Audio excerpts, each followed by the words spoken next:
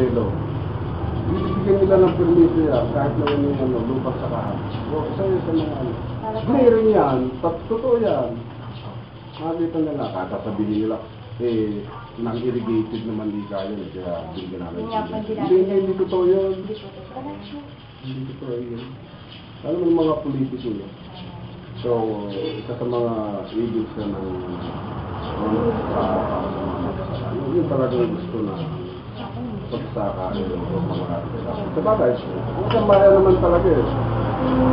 Kapag hindi mo pinanunod ang agriculture sector, hindi atin sa bagay. Dati po kilalang ang Pilipinas na export ng po tayo na lang iba. Eh paano? Ang laki ng pinabayad ng mga retailing ko rin sa conversion. So, hindi mo na sabihin, nabigyan ng craft, nabigyan ng stock.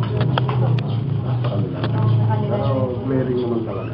Hindi na kailangan maging matalino ng isang tao para malaman kung ano nangyari. Kita naman po. Oo, kita naman po.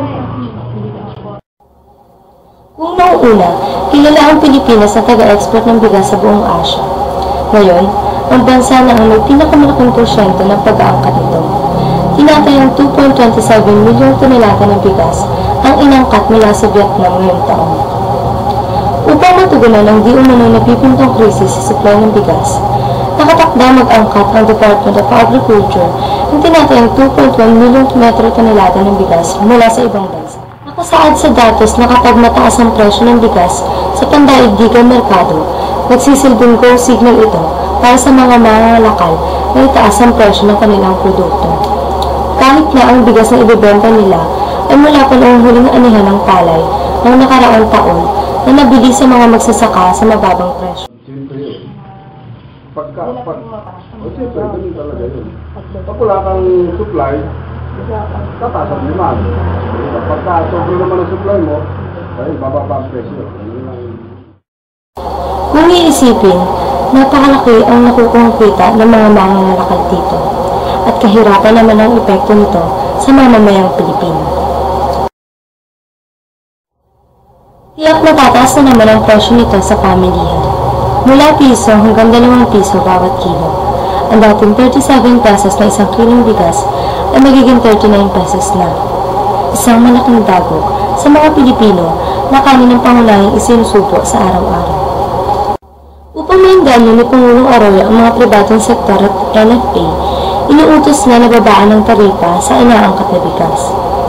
Ngunit para naman sa kilusang magbubukid ng Pilipinas, gutom sa halip na ginhawa ang dulot ito. Dahil mas lalong tataas ang presyo ng bigas sa merkado, simple lamang inihaing solusyon ng mga magsasaka. Bilhin ang lokal na palay at ibenta ito sa mas mababang halaga. Kung gagastos ang gobyerno ng $708 kada metro tonelada o katumbas ng 26 pesos kada kilo ng bigas, kasama pa ang interes at gastusin para sa transportasyon at distribusyon, mas makakatipid pa kung ilalaan ito sa pagpili ng sariling produkto.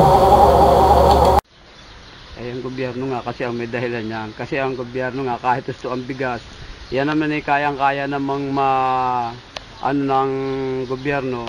Kapag ka ang bawat bayan na tinitingnan nila kung gaano ang inaanin ng bukid, maaalman nila na yun ang kakulangan at hindi kasi yun nga ang ano nga kaya siya nasabing kulang at kaya nakakaangkat dahil din yun sa mga kasi nga parang bagasan parang proyekto yung hanap buhay nagiging hanap. Ang may papayo ko sa aming mga kapwa magsasaka, yun na lang ang konting tipid. Di ang kinakailangan na may tutulong ng gobyerno sa mga magsasaka para maging maayos nga pati ang pag-aani ng mga maliliit na magsasaka. Una na maliliit na magsasaka yung suporta. Kailangan natin maging sapat sa bigas. Yung nag-open pa ng mga rice field. Kung bibiro ang suliranin ng kakulangan sa bigas, kaya sa darating na eleksyon, naway mabigyang pansin ang susunod na mamumuno ang pagpapaunlad ng agrikultura sa bansa.